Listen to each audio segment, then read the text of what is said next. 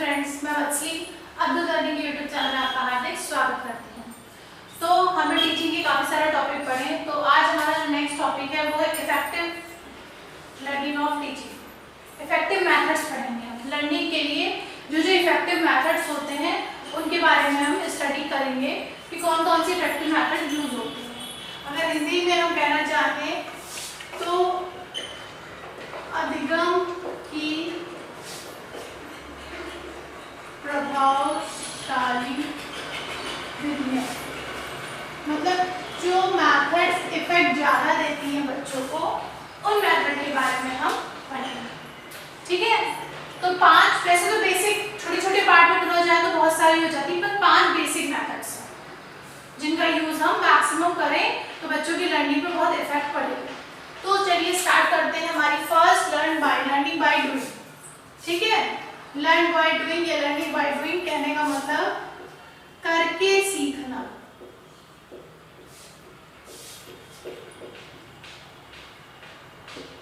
Learning by doing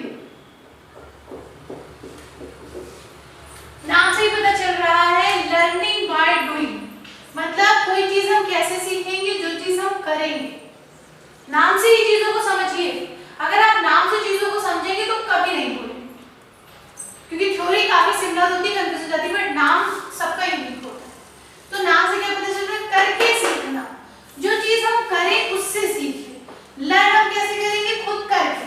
तो ये method काफी इंपॉर्टेंट मानी जाती है बच्चों के बेस पे, क्योंकि इसमें बच्चा क्या होता है, खुद भाग लेता है। डायरेक्ट रूप में वो किसी भी कार्य में भाग लेता है और उस कार्य को स्वयं करता है, बाय सेल्फ, स्वयं करता है। स्वाध्याय मेथड मैंने पढ़ाई थी, खुद करने का प्रयास करता है, चाहे वो कार्य सही हो चाहे गलत हो, मगर वो करता है। वो किसी भी चीज को करने के लिए पूरी कोशिश करता है। और मान लो काम गलत हुआ तो फिर वो गलतियों को अपनी ढूंढता है कि मैंने कहाँ गलतियां करी, तभी तो वो सीख रहा है। वो गलती ढूंढेगा तभी तो वो सीखेगा कि नहीं सीखेगा।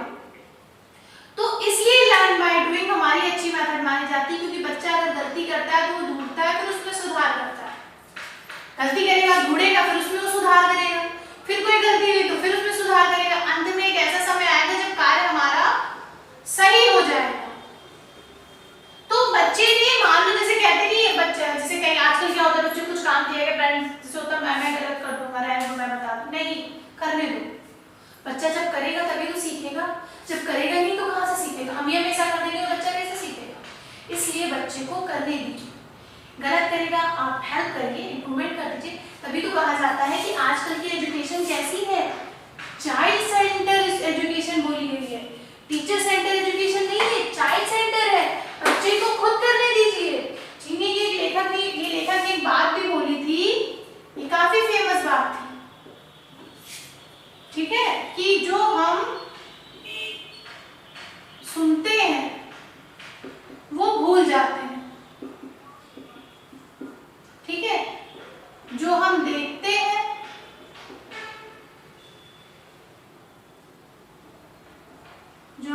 हैं वो याद रखते हैं,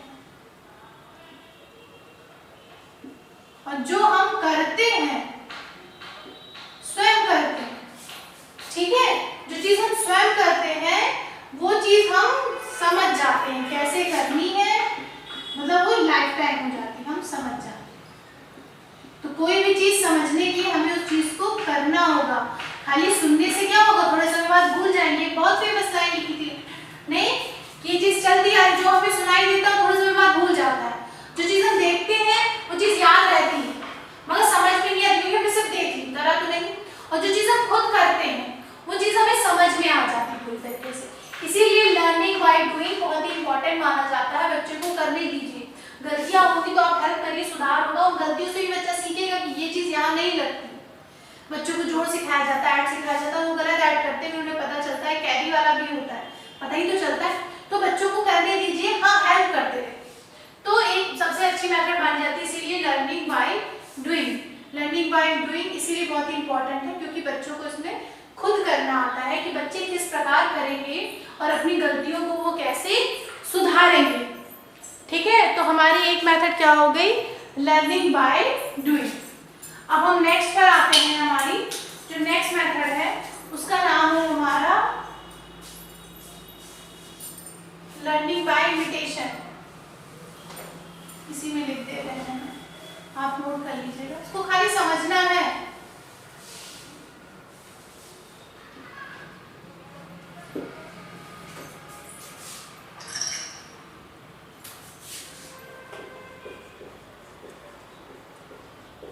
अनुकरण द्वारा सीखना। अनुकरण मतलब किसी को फॉलो करना, वो होता है अनुकरण करना, मतलब कि इमिटेशन।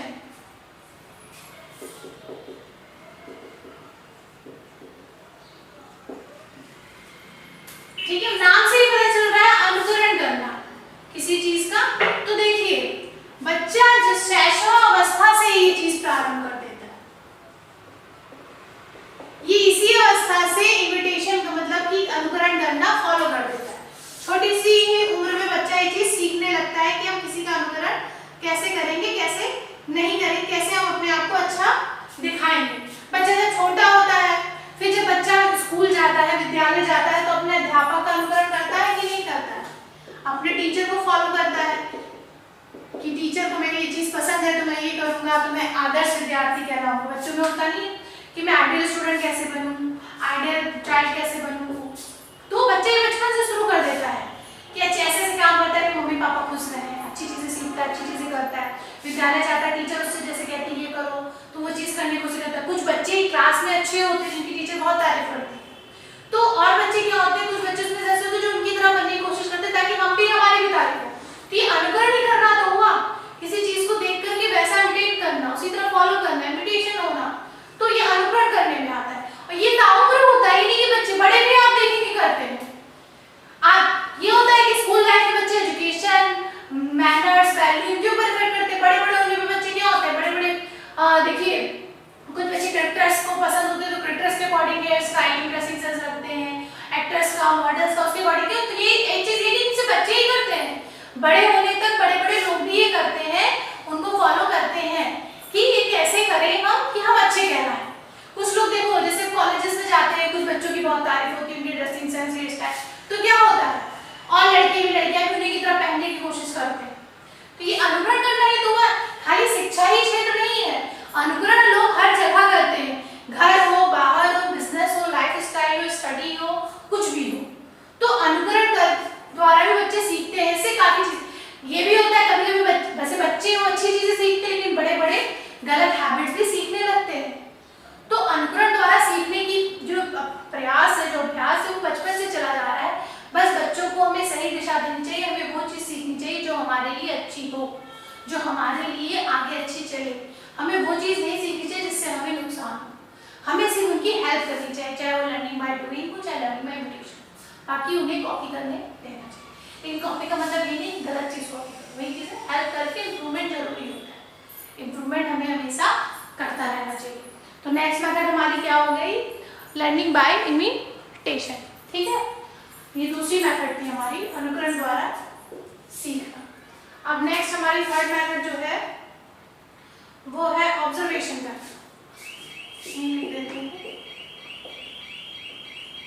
निरीक्षण मतलब ऑब्जर्वेशन करना, निरीक्षण करके सीखना। कहने का मतलब लर्निंग बाय ऑब्जर्वेशन, ऑब्जर्व करना मेन वर्ड। निरीक्षण करना मतलब कि ऑब्जर्व करना कि जो भी वस्तु का हम निरीक्षण कर रहे हैं वो स्थायी रूप से सीख पाए हैं कि नहीं पाए।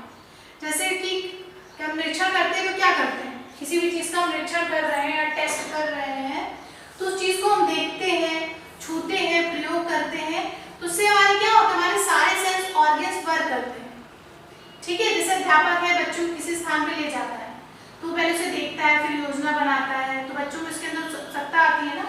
इससे क्या होता है, भूगोल चीजें पढ़ाने के लिए अगर किसी बच्चे को कहीं ले जाके स्पेशली टेस्ट करवाएं, दिखवाएं, तो वो बच्चे ज्यादा इजीली सीख लेंगे, वरना उन्हें सीखने में समय लगेगा। कहने का मतलब हमें किसी भी चीज को सिखाने के लिए हम जब उसको दिखाते हैं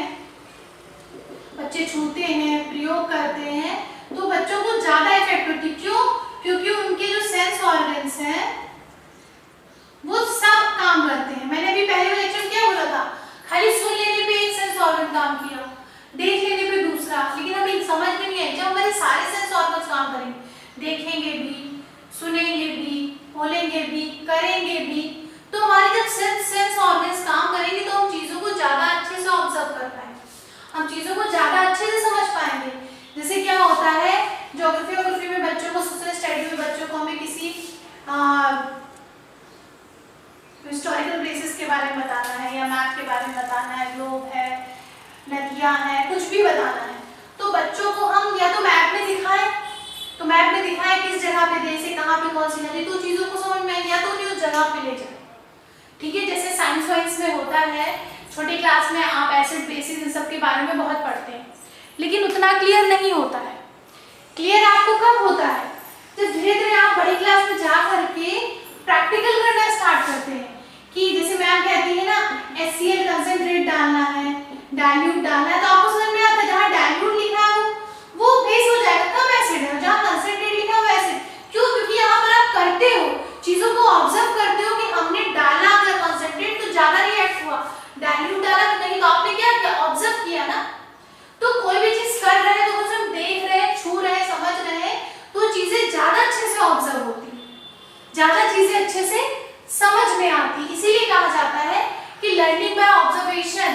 फिर बच्चों को ऑब्जर्व करने दीजिए, वो चीजों को देखें, समझें, करने का प्रयास करें, ठीक है, ताकि उनके मन मस्तिष्क, उनके सारे सेंस ऑर्गन्स काम करें। इससे ये भी इफेक्ट हो जाता है कि बच्चों के अंदर उत्सुकता आने लगती है, जिज्ञासा उत्पन्न होने लगती है, और चीजें सोचने लगते हैं ऐसा क्यों हो रहा है।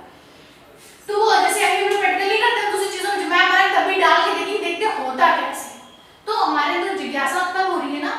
इसीलिए ऑब्जर्वेशन को अच्छा माना जाता है कि बच्चे जब करके देखेंगे तो उनके अंदर ऑब्जर्व वैल्यू स्टार्ट होगी, तो वो चीजों को ज्यादा इफेक्टिव समझ पाएंगे।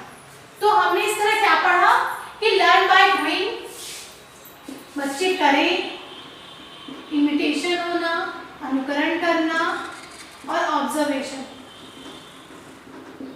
करेंगे तो भी सीखेंगे, अनुकरण करेंगे तो भी वो खुद करेंगे, ऑब्जर्व करेंगे तो भी वो खुद करेंगे। मतलब एक तरह का क्या होता है, सेल्फ। जब चीजें खुद करी जाती है तो चीजें ज्यादा समझ में आती है, खाली दिखाई सुनाई देने से कम समझ में आती है।